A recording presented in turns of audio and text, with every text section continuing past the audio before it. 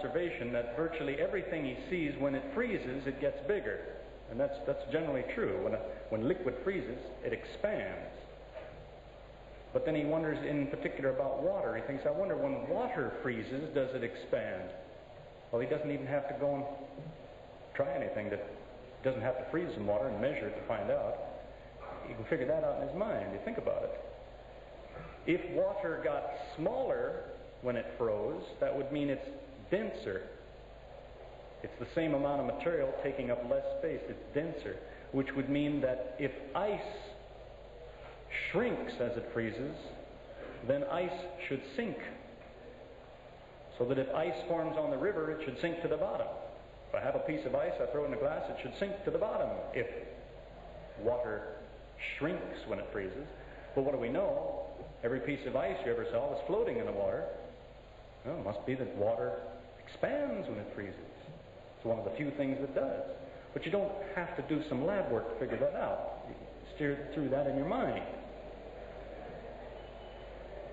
So it was in a similar spirit 17 centuries ago that one Christian got himself sent into exile for thinking about it, but it's still around. It's still called the Arian syllogism, where Arius said, well, suppose that there was a man who was God at the same time as he was man. He's God and he's man. He's not man now and God then or whatever. He is God, he is man all at the same time. Suppose that's true.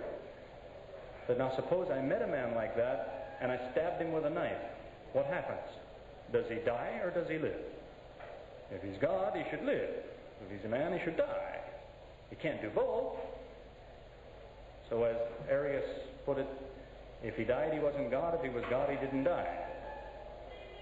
See, in all generosity, the Muslim can come that far, even on that subject.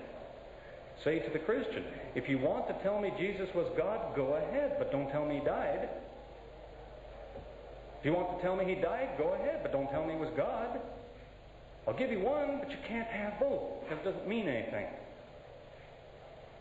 God doesn't die. I know that sometimes people try and take this apart, but Al-Ghazali talked about it 900 years ago.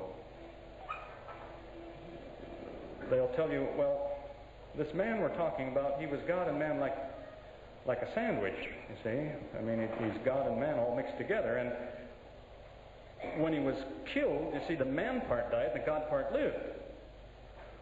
Well, that's an interesting idea, but then it means the God-man didn't die. See, if I tell you, today I ate a sandwich for lunch, except for the bread, did I eat a sandwich for lunch? I had a piece of cheese, or whatever was on the inside.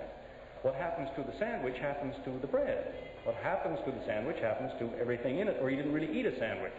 If you say, we killed the God-man, but what you mean is, well, we killed the man part, and the God got away, then you didn't kill the God-man. Killed the man. Which according to the most beliefs is not enough. If a man dies, it doesn't help us. We need the God-man to die, but they take it apart anyway at that time. And if you take him apart at the last moment in his life, it just reminds you had a problem the day before that too. If he was God and man the day before that, tell me, did he know everything or did he just know some things? If he knows everything, he's not a man.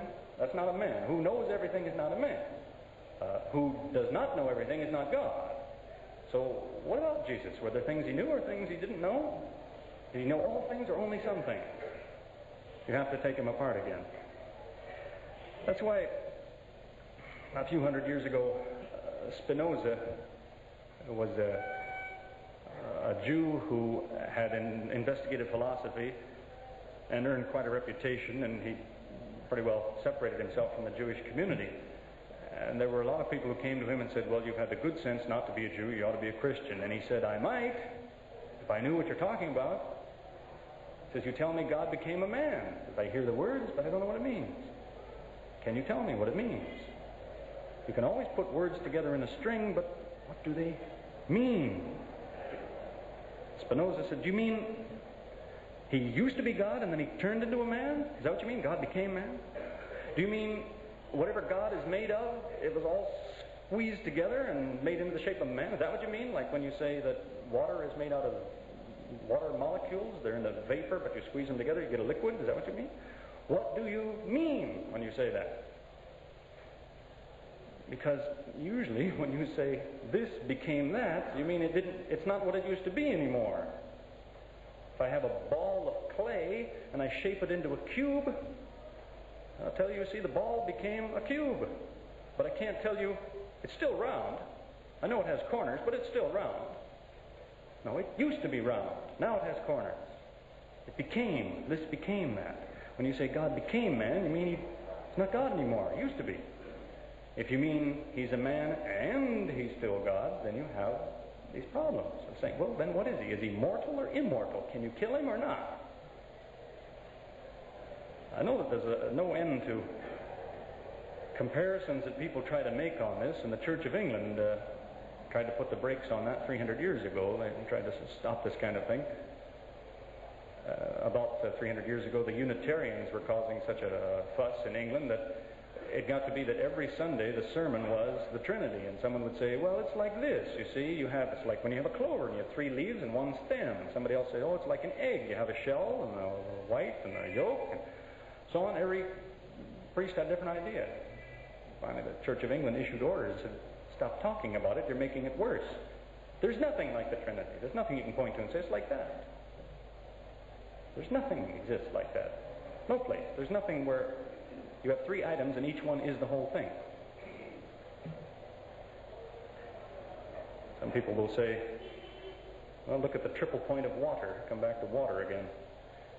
Under certain conditions of temperature and pressure, you can have water in a container, and some of it will be ice, some of it will be gas, and some of it will be liquid. So they say, you see, at the triple point, there's these 3 different forms, they coexist. Well, yes, they do. Some of that is ice, and some of it is water, and some of it is vapor. But you can't point to any one molecule and say, this molecule here, it's liquid and it's solid at the same time. See, that's the point. It's a false analogy like hundreds of others. It's either that or, if people would insist that somehow it's still possible that 2 opposite things can both be true, then I wonder why they worry about the Muslims. They ought to be happy enough to say to the Muslim, it's true that Jesus is God, and it's true that he isn't. We're both right. Makes as much sense. This claim and its denial should be able to coexist side by side. If everything else like that, if you say, this one was immortal, you couldn't kill him. But you could kill him. Well, if those 2 opposite things can both be true, so can these. A statement that says he's this, and the one that says no, he isn't, they're both right. It makes as much sense. As one man said to me one time after a discussion of some of these items of information, he stood up in a question period and he said, you're absolutely right. He said, it's impossible to believe the things that I believe. He said, unless you have the gift of faith from God, then you can believe it. If God gives you the gift, you can believe it. So, as the meeting was breaking up, he came around close to me again, and I asked him, how do I get the gift of faith from God? He said, there's only one way to get it. First, you have to believe all these things. Now, can you think about that? Saying you can't believe them until you get the gift. And when you say, how do I get the gift? Says you won't get it till you believe them. See, there's no belief without belief. That's like telling a man, you want to quit smoking? Look, it's easy. First thing you do is you don't smoke. Now, after that, it's easy. The requirement can't be the same as the goal.